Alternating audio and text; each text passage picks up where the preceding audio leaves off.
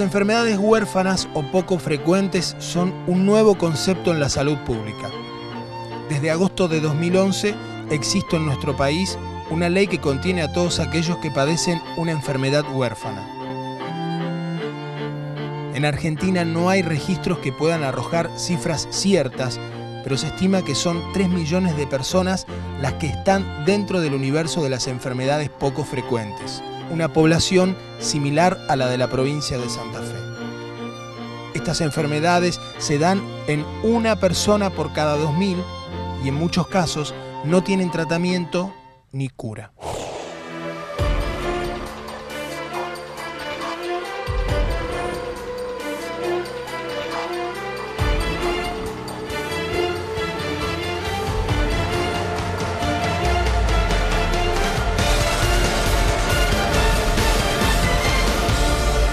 Mira, las enfermedades poco frecuentes, por definición, son aquellas que se presentan con una incidencia poblacional de un caso cada 2.000 personas.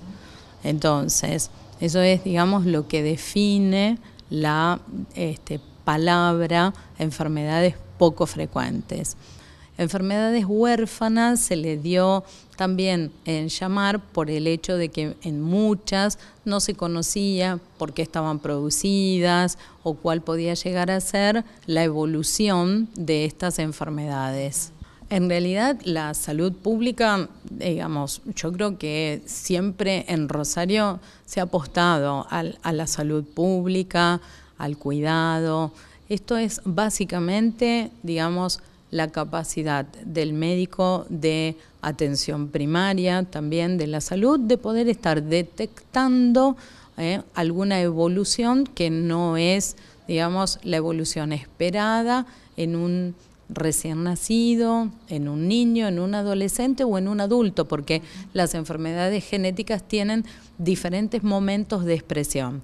Si uno toma los recién nacidos, un 4% de los recién nacidos pueden tener alguna patología, pero si eso lo medimos a los 5 años, ya va a ser un 8%, y si los medimos a los 25 años, eso va a superar el 12%. Es decir, hay enfermedades que se van a ir manifestando a lo largo de la vida. Estas enfermedades, las huérfanas, todavía no han podido ser identificadas con exactitud, aunque se cree que son miles. Se calcula que son entre 8.000 y 10.000, la lista esta, en realidad, a medida que se va secuenciando el genoma humano, van apareciendo de algunas enfermedades que antes nosotros catalogábamos como una enfermedad única. En realidad hoy se conoce que son producidas por diferentes mutaciones. Obviamente, cada una va a requerir un tratamiento diferente porque sería una mutación en un camino metabólico distinto. Y esto, digamos, sería lo que nos estaría llevando a que tengamos que diseñar medicamentos específicos para enfermedades puntuales. Las investigaciones acerca de las nuevas enfermedades y el proyecto Genoma Humano con el cual nació el siglo colocan en un lugar expectante y de constante cambio a la medicina y a la farmacología. Estamos en un momento que podríamos definirlo de bisagra, muy parecido a la segunda mitad del siglo pasado, cuando Watson y Crick descubren las estructuras de cómo se sintetizan y cómo se fabrican las proteínas en el ser humano, que de allí deriva toda una serie de progresos que inundaron después con la computación, el lenguaje binario, la ingeniería genética, etcétera, inundaron los 50 años de la medicina del siglo pasado. Nace este siglo con el descubrimiento del genoma humano y podríamos llamarlo la etapa de la genómica. Por eso también, haciendo una simbología evolutiva, uno podría decir, dándole la razón a los antropólogos, los grandes cambios se producen con espacios de 30 a 40 años en el conocimiento. ¿Qué quiero decir? Que es posible avisorar que en la mitad de este siglo nosotros tengamos una concepción de la medicina totalmente diferente de la que tuvo hasta ahora.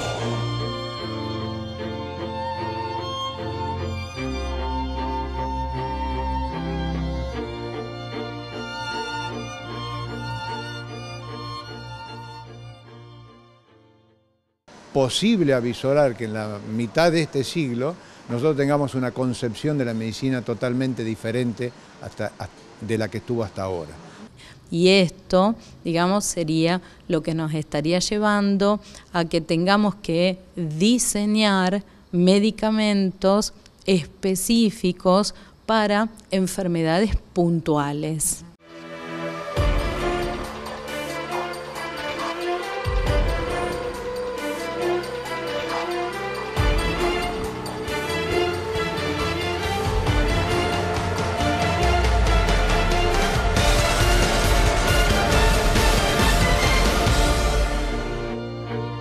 Las enfermedades huérfanas de este tiempo reflejan en alguna medida lo que sucedió en el siglo pasado, con sintomatologías a las cuales se las pudo identificar después de decenas de años de investigación.